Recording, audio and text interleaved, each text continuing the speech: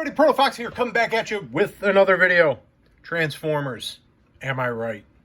This is what we do on this channel. We review Transformers. We review all sorts of toys, but I'm a big Transformers fan, so that's the majority of stuff here. But anywho, we are going to go ahead and take a look at the Transformers Studio Series Dark of the Moon Laserbeak. And you're looking at yourself, Laserbeak? He's a Camaro? Wouldn't this just be a pink Bumblebee? Yes, he was a pink Bumblebee in the movie.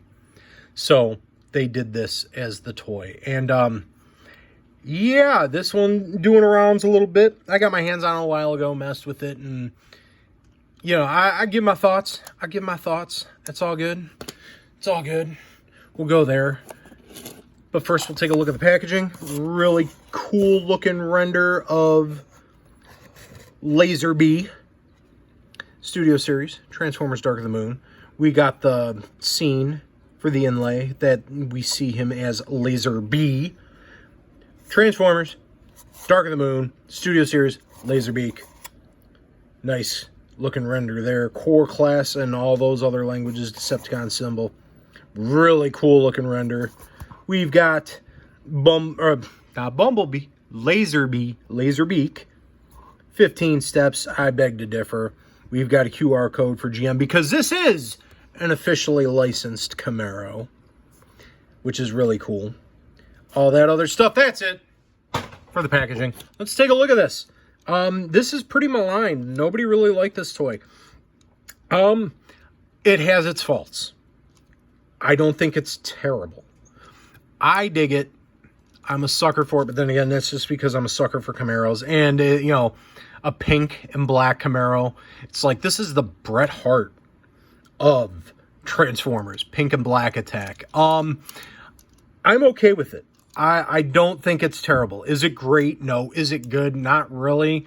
I enjoy them, though. I enjoy them. We got the weapon storage on the roof, which is neat. I am happy that he did come with this. The fact that the arm cannon is there. It stores on the roof and looks completely ridiculous, as does any roof-stored firearm goes. Now, the issues with with it are already apparent, as you can see here. I mean, you see all the panel lines and things don't line up perfectly. I mean, it's just the way it's engineered, I guess.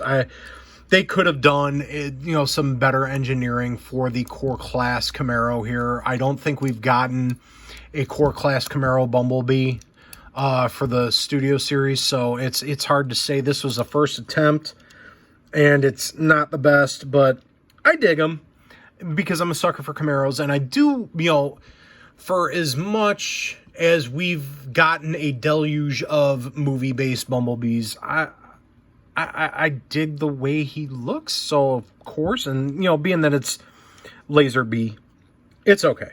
He's okay.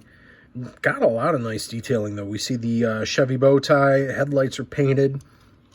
If the panel lines would line up, which would be amazing, we would, it wouldn't be terrible, but it doesn't. I mean, you got all of that. Now, I would have, being that we got the headlights, it would have been nice to have the chevron painted in the back along with the taillights, but you give and take, I suppose, give and take. But it's an all right looking Camaro. Front wheels are pinned on, back wheels are pegged on.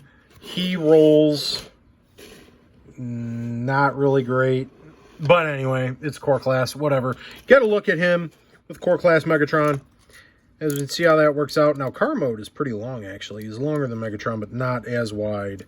But yeah, typical core classy stuff going on here. That is it for that. Let's get down to transformation, shall we, folks? And this is the fun part. Another reason why this toy is pretty maligned is because of the engineering itself. And we will get in there. All right, first off, open the doors. We will go ahead and do this first and get this out of the way because I'm sure this is going to explode in my hands. But we will pull the arms forward. Now, these here are on friction hinges. It's not pinned. It should have been pinned, but it's a friction hinge. So these pop out very easily. They pop back in place just fine, but you want to without popping all of that out, just kind of rotate that way. And see, now this is the first time I've done this without it exploding in my hands. So that's nice. We'll go ahead and get that turned that way here. We can already see how things are going to work. The legs themselves, now this is actually pretty, if this would have landed correctly, this would be a cool bit of engineering.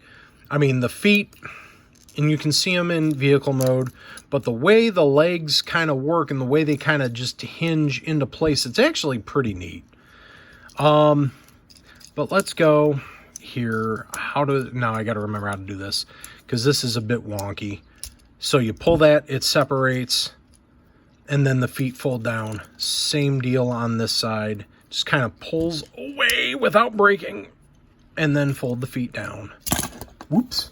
And drop the toy on camera because that's what I do, because I am a silly sod.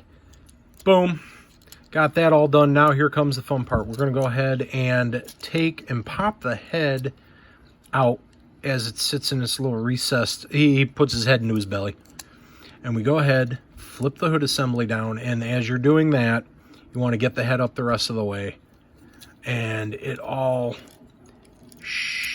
comes down, sets in place, and we have Laserbeak. Go ahead and just kind of move them up in there. We got Laserbeak in robot mode, and you know, he's big and bulky, even for a core class toy. The way he sits, or the way he stands and see, the balancing issues are a thing. So you kind of got to angle him a certain way to get him to stand a certain way. He's a big, kind of beefy, chunky boy here, and he wears the majority. I mean, believe it or not, there's not a whole lot of backpack on him. That's a thin piece, you know, the roof and part of the hood assembly there. It's not terrible. Most of the kibble is on his legs. Head, ball joint, does ball jointy stuff. Shoulders are on a ball joint, but you know, you only have that bit of range there because of the way it works. And then, you know, does ball jointy stuff. Elbows on a ball joint, nothing at the wrist. Sun coming through the front door. Hello, son, how are you?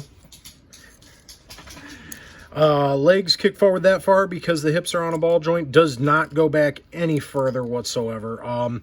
He has knees. Does that. That's about all you're getting out of that. Pick his head back up. Make something of yourself, man. Head up. Head up. It's not all that bad, Laserbeak.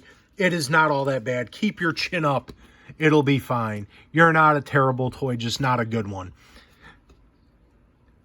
Take his accessory, plug it into his hand, and he has his cannon, so he can go kaboom, kaboom, and all of that good stuff. There we go.